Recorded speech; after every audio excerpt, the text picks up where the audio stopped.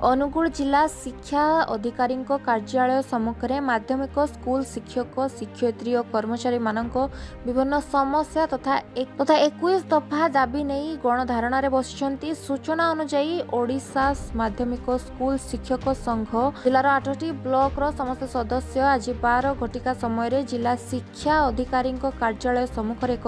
प्रतिवाद सभा और गणधारणा देवा सहित विभिन्न दाबी संबंधित एक स्मारक पत्र जिला शिक्षा अधिकारी जरिया ओडिशार मुख्यमंत्री समेत अर्थमंत्री शिक्षा मंत्री मुख्य शासन सचिव अर्थ सचिव और विभागीय सचिव को प्रदान करा जायथिला। एही गणधारणाटी जिला संपादक त्रिलोचन दासों आह्वान एवं सभापति भास्कर चंद्र साहू सभापतित्व में गणधारणा करा जायथिबा बेले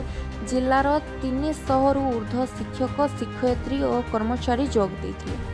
अनुगुल स्वस्तिक देव साहू को रिपोर्ट टाइम्स ओडिया।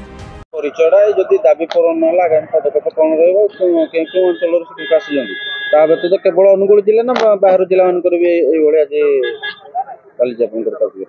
मु श्रीकांत साहू राज्य पोस्टार उपसभापति आज जो जिला शिक्षा अधिकारी कार्यालय आगे जो आम धारणा कार्यक्रम रखीचु ताहा आज समग्र ओडिशार 30 टी जिलार शिक्षा जिला शिक्षा अधिकारी कार्यालय आंदोलन बा धारणा कार्यक्रम चली। जदि सरकार आमर दाबी को पूरण न करती ताहले आगामी जो आंदोलन आम 7 तारिख रु आरंभ करने को जाऊँ ताहा तीव्रतर हम एवं सरकार को आम चेतई देवाक चाहूँ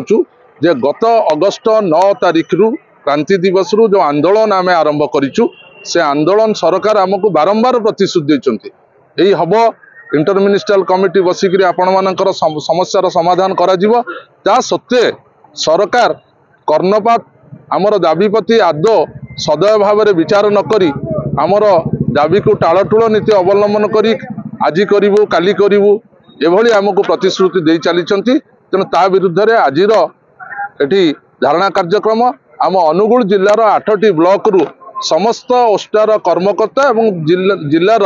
सब जेते अनुदान प्राप्त विद्यालय एवं पूर्ण अनुदान प्राप्त विद्यालय शिक्षक कर्मचारी माने एठी उपस्थित अछंती एवं यार सरकारंकर टालटुल नीति विरुद्ध रे तांकर प्रतिवाद एठी आमे जणावछु।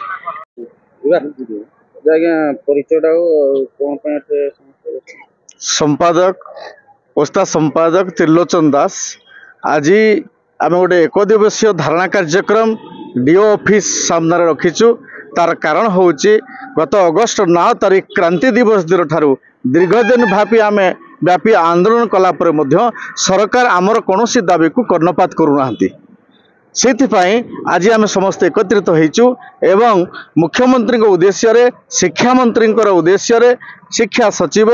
एवं अर्थ सचिव को उद्देश्य रे आम मानवपत्र प्रदान करने सहित आम विभिन्न दाबी समूह को रखीचु एवं सरकार जे पर्यंत आम दाबी समूह को न मानिचंती से पर्यंत ए आंदोलन चालू रहिबो। से आंदोलन गुड़िक है आमर 194 विद्यालय सरकार अनुदान देवे बोली कही कही आज पर्यंत ठकी चली ए पर्यंत अनुदान प्रदान कले नहीं एवं 226 399 विद्यालय को सरकार 7th पे दवाई कही आज पर्यंत टालटुल नीति अवलंबन करुँचे ए पर्यंत ता प्रदान कले नहीं एवं अनेक विद्यालय अच्छा जो पर्यंत दीर्घ 25 वर्ष 30 वर्ष खटिला पर शून्य हस्तर फेरिक जाऊँच से पेंशन दवा कथा आम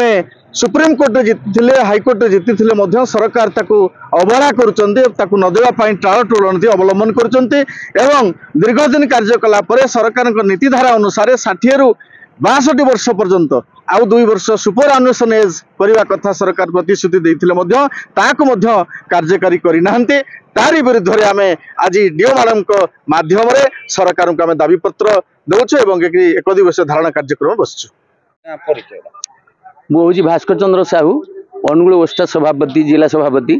जो आप धारणा केते दफा दाबी नहीं बसुଛନ୍ତି आमर 21 दफा दाबी लगी आमर डिमांड आगु दिखाई एवं से दाबी आमर बहुत दिन है बहुत दिन दाबी आमर संघ माध्यम तथा आंदोलन माध्यम सरकार को अवगत कराई ता सत्वे सरकार कालक्षेपण नीति अवलंबन करुँच जहाँफल कि एपर्यंत आमर कौन प्रकार गोटे आमर दाबी पूरण होना बारंबार सरकार प्रतिश्रुति दौरान किंतु पूरण करूना तेणु से आमर राज्य नेतृत्व परामर्श क्रमे आज आमर ये धारणा एवं दाबी पत्र डीओ माध्यम दि जाऊँ मुख्यमंत्री उद्देश्य एवं आगामी 7 तारिख में आमर समग्र ओडिशार समग्र जिलूर हेटी उपस्थित हेबे एवं हेटी गोटे महासमावेश होगा जाऊँगी से समस्ते आम रहीबू एवं आमर समस्त दाबी पूरण नहेबा पर्यंत आम से उठबू ना एवं आमर जो दाबी रही से दाबी भितर आमर रही 194 लेफ्ट आउट आमर जो गुड़ाक रही जाइथिला सब अनुदान प्राप्त अनुदान दि जाऊ 226 और 319 आमर जो सब आमर 7 पे कमिशन पाइबा कथा तार कौन से प्रतिश्रुति देउछंती आमर हाईकोर्ट निर्देश आसिले से कर्णपात करूना एवं आमर 62 वर्ष आमर चली एवं हिंदी संस्कृत पीटी इमानकर जो असंगति अच्छी दूर कर ठीक भाव में दि जाऊ बोली सब रही एवं अनेक आमर सब प्रस्ताव रही 21 प्रस्ताव तेणु से 21 प्रस्ताव उपर आम सरकार को आमर निवेदन रखीचु एवं जे पर्यंत आमर दाबी पूरण न हो एथर आम शेष निष्पत्ति नहीं जे आम संग्राम जारी रखिबू।